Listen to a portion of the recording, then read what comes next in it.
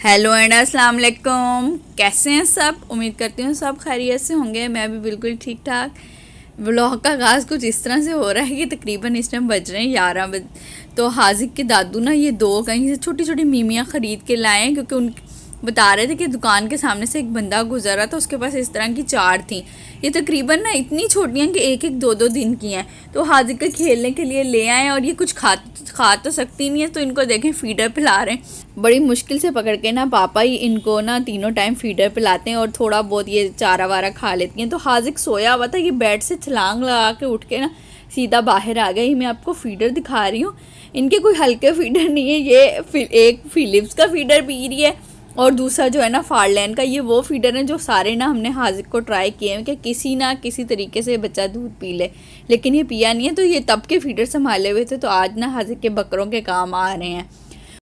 उसके बाद जी हुआ कुछ यूँ कि हमने आलू बैंगन बनाए हुए थे, लेकिन अचानक से ना एक गेस्ट आ गए दूर से। तो खाने के टाइम पे आए थे, वैसे उन्होंने खाने का तो मना ही किया था, लेकिन हमने साथ फिर अचानक कुछ बन नहीं सकता था, ये बाहर से टिक्के मंगवाए हैं, और साथ जो सलाद और ये चटनी वगैरह। बकरों के चक्कर में ना हाजिक सुबह से इतना एक्साइटेड है, उनके पीछे पीछे भागे जा रहा है, क्योंकि अभी उठा ही था तो वो आ गए तो उठ के बाहर बाहर पहले भागा है, फिर उसके बाद उन्हें छत पे बांधा है। तो अभी भी छत पे ही है, बस नाश्ता इसने नहीं किया, अब खाना ही दोपहर का ना खाएगा। तो जी ये टिक्के मैं सर्व करने लगी हूँ। साथ मैंने रख दी है कैंची, जिसने जितनी लेनी हो उतना कट कर ले पीस। तो जी जब तक सारे खाना खा रहे थे, तो मैंने कहा मीठे में ना ये हलवा पड़ा हुआ है, जो लास्ट व्लॉग में मैंने आपको दिखाया था। आधा तो हमने इस्तेमाल कर लिया था, तो आधा मैं ना अब गर्म कर रही हूँ। लाइट इस टाइम थी नहीं, वरना तो आराम से आप माइक्रोवेव करो ना 1-2 मिनट, तो ये चूल्हे पे गर्म करने का झंझट ही ख़त्म हो जाता है। उसके बाद ये मैं आपको लकड़ी का बाउल दिखा रही हूँ। ये मामा वालों का ना बड़ा प्यारा सेट है, मतलब कोई भी स्वीट डिश सर्व करने का या सूप सर्विंग के भी काम आता है। बड़ी प्यारा सा लकड़ी का बाउल है, और उसके साथ ना लकड़ी की छोटी छोटी कटोरियाँ हैं। साथ ही जी नई फरमाइश शुरू हो गई थी फ्रेंच फ्राइज़ खाने की। जब कुछ हाजिर को नहीं समझ आता ना, तो उसकी दो ही डिमांड होती है, या फ्राइज़ और या मैक्रोनी। तो मैक्रोनी से तो मैंने हाथ उठा लिया था, क्योंकि अभी 2 दिन पहले ही बना के दी थी। तो मैंने कहा चलो जल्दी जल्दी ना आपको फ़्राइज़ बना देती हूँ। जब से छुट्टियां ना, तब से कोई रूटीन नहीं बन रही, वरना तो स्कूल जाते हैं तो एक प्रॉपर रूटीन होती है कि सुबह उठ के स्कूल जाके वापस आके ना इन्होंने सो जाना है। तो वो जो दोपहर के 2 घंटे ना, वो आपको फ्री मिलते हैं, मतलब बच्चे सोए हुए होते हैं, आप कोई भी इजीली ना अपना काम निपटा सकते हो। कपड़े प्रेस करने हो या और भी कोई काम करना हो, कोई चीज़ सेट वगैरह करनी हो, अलमारियाँ वगैरह। लेकिन जब से छुट्टियां आई ना, तब से सारी रूटीन अपसेट हुई हुई है।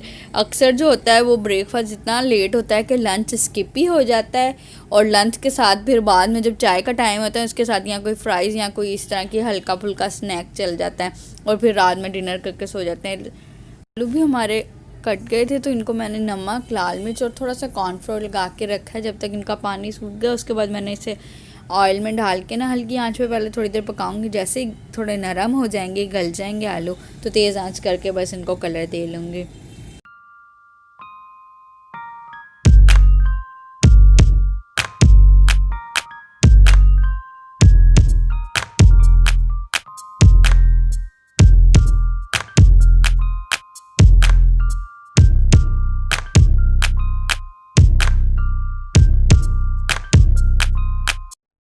उसके बाद जी मैंने अपने और हाजिक के बाबा के लिए बनाने लगी हूँ कॉफ़ी।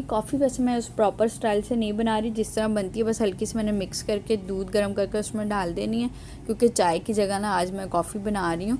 तो इधर ना इस टाइम काफ़ी सर्दी हो गई है हैदराबाद में, बल्कि सुबह से लेकर रात तक ही गाँव की ठंड होती है। दोपहर के टाइम हाँ अगर कोई बाहर निकले धूप वगैरह में, तो उसे लगता है कि गर्मी है।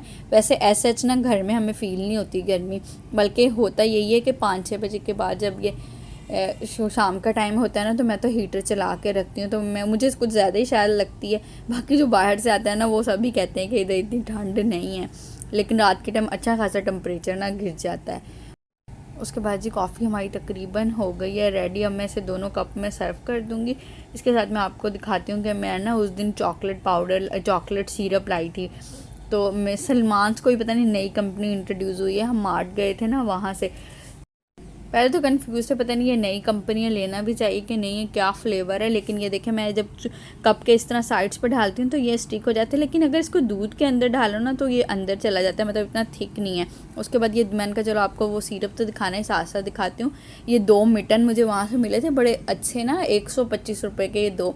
जो कुकिंग वगैरह का काम अगर जब किचन में करो और जब ख़ास तौर पे बेकिंग करो ना, तब ये बड़े अच्छे रहते हैं। तो वहाँ सेल लगी हुई थी इन पे, तो मैंने कहा ये ख़रीद लेती हूँ, काम तो आना ही है।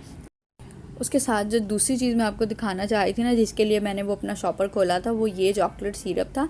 ये वो था जो मैंने अभी कॉफ़ी के ऊपर डाला है, तो कॉफ़ी सर्विंग के लिए ना बड़ा अच्छा है। वैसे कैडबरी का पाउडर भी अच्छा है, लेकिन अगर ये थोड़ी सी थिक कंसिस्टेंसी में होता है ना, तो ये ऊपर भी ना स्टिक रहता है, मतलब। लेकिन ये थोड़ा लिक्विड ही सा है, तो अगर आप ऊपर डालते हो दरमियान में ना, तो फ़ौरन नीचे चला जाता है ये। उसके बाद मैं जैसे ही डाइनिंग टेबल पे आई ना, तो हाजिर के बाबा ये मिठाई खोल के बैठे हुए। इन्हें स्पेशल फैसलाबाद जब भी जाते हैं ना, तो वहाँ से ये पता नहीं वहाँ की डेयरी की ये मिठाई है, ये ज़रूर लाते हैं। तो ये 2 डब्बे लेकर आए, तकरीबन आधा तो आप देख लें इनको आए हुए अभी 1-2 दिन ही हुए हैं, आधा हमने ख़त्म कर लिया है। इस मिठाई की ना ये ख़ास बात है कि ये आम मिठाइयों की तरह बहुत ज़्यादा मीठी नहीं है, हल्का सा लाइट सा मीठा है, जो इजीली ना खाया जाता है। तो जी बच्चे फ्राइज़ खा के लग गए थे अपने कामों में। अपने व्लॉग का मैं यहीं पे करती हूँ अख्ताम। मिलेंगे नेक्स्ट वीडियो में। वीडियो को कर दीजिएगा लाइक, चैनल को कर दीजिएगा सब्सक्राइब। अपना और अपने प्यारों का बहुत ज़्यादा ख्याल रखिएगा। अल्लाह हाफिज़। Like share subscribe.